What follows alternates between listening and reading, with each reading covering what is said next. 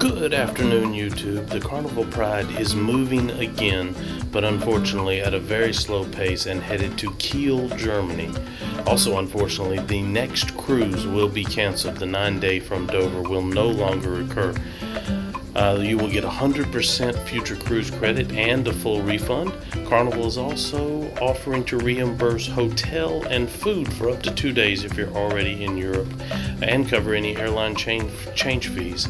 They're looking at sister cruises that you might be able to move to, but right now they have nothing set up. They may have a short cruise out of Dover that's not the original 9-day cruise, but they're going to announce that later today.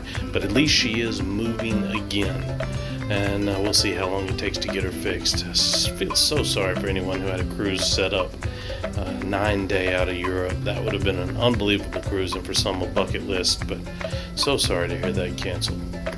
We shall see how this unfolds.